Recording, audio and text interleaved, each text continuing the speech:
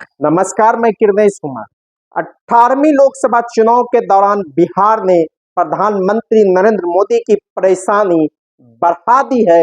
यही कारण है कि अभी तक 5 चरणों के चुनाव के दौरान प्रधानमंत्री नरेंद्र मोदी 10 चुनावी सभा को संबोधित कर चुके हैं, जबकि 20 मई को फिर बिहार दौरे पर आ रहे हैं। रात्रि विश्राम पटना में करेंगे और 21 मई को 2 चुनावी सभा को संबोधित करेंगे।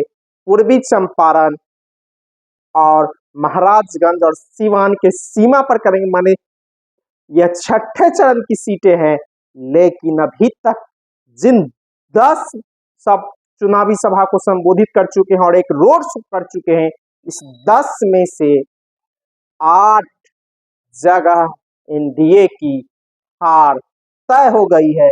प्रधानमंत्री नरेंद्र मोदी ने जहां पहले चरण में नवादा, जमुई, गया में चुनावी सभा को संबोधित किया, दूसरे चरण में पूर्णिया में किया, तीसरे चरण में अररिया में किया, चौथे चरण में दरभंगा और मुंगेर में किया, पांचवें चरण में हाजीपुर, सारण और मुजफ्फरपुर में किया, जबकि 7वें चरण की सीट पटना साहिब में रोड शो किया और छठे चरण में पूर्वी चंपारण और महाराजगंज आने वाले हैं।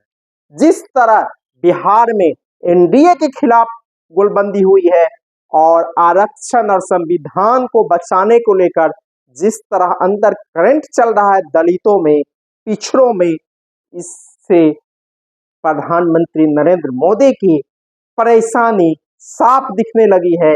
हताश और निराश है। यही कारण है कि बार बार प्रधानमंत्री बिहार आ रहे हैं और यूपी और बिहार ने इस बार नरेंद्र मोदी की परेशानी बढ़ा दी है। कहा जा रहा है जो क से शुरू होने वाली जातियां हैं, जो राजद के खिलाफ था, कोयरी, कुर्मी, कहार, ये जातियां वो अलग हो गया था।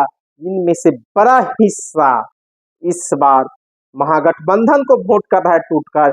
बिहार में जातियों का दीवार टूट गया है और जिस तरह दलित की गोलबंदी है, भीम आर्मी हो, वाम सेफ हो, ये लोग भीतर है, भीतर दलित बस्ती में काम करते हुए दिख रहे हैं और भाजपा के खिलाफ कहा जा रहा है कि संविधान समाप्त कर देगा, आरक्षण समाप्त कर देगा, लोकतंत्र खतरे में है। इन सवालों को लेकर दलित बस्तियों में चर्चाएं काफी जोरों से चल रही थी।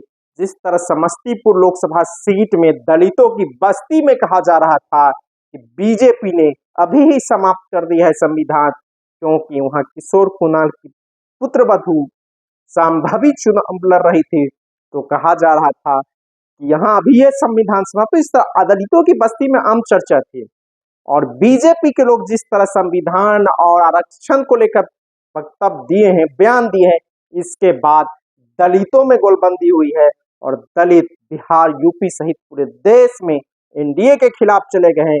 2019 के लोकसभा चुनाव में बिहार की 40 में से 39 लोकसभा सीटें एनडीए के खाते में गई थी, लेकिन इस बार मामला पूरी तरह पलटा हुआ है।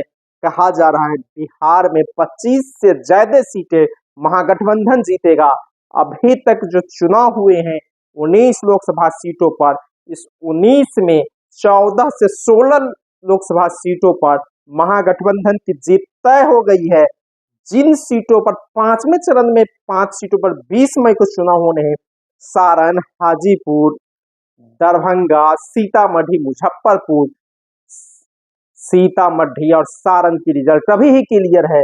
सारण से जहां रोहिणी आचार्य की जीत तय है, तो सीतामढ़ी से राजद के अर्जुन राय की, और हाजीपुर में भी चिराग पासवान की गाड़ी फंसी हुई है। यहाँ पर कुशवाहा वोट में भी बड़ी सेंधमारी महागठबंधन ने कर दिया है। इसका खामियाजा चिराग पासवान को उठाना पड़ सकता है। यादव वोट अगर मधुबनी में नहीं टूटता है तो मधुबनी भी भाजपा के हाथ से निकल जाएगी। मुजफ्फरपुर में भी लड़ाई कांटे की है। तो कुल मिलाकर 5वें चरण का चुनाव भी काफी रोचक है और जिस तरह की रिपोर्टें प्रधानमंत्री नरेंद्र मोदी को जा रही है, इससे उनकी परेशानी लगातार बढ़ रही है। यही कारण है वे बार बार बिहार आ रहे हैं। पटना में एक बार रात्रि विश्राम कर चुके हैं 12 मई को, रोड शो कर चुके हैं, फिर 20 मई को पटना में रात्रि विश्राम करेंगे, 21 को चुनावी सभा को संबोधित करेंगे। तो आप कह सकते हैं कि एनडीए की स्थिति बिहार में बद से बदतर हो गई है और यही कारण है कि अमित शाह और प्रधानमंत्री नरेंद्र मोदी लगातार बिहार दौरे पर आ रहे हैं, लेकिन बिहार में एनडीए की दाल इस बार गलती हुई नहीं दिख रही है। एनडीए पूरी तरह बिहार में फंस गया है। धन्यवाद। मैं किरनेश कुमार।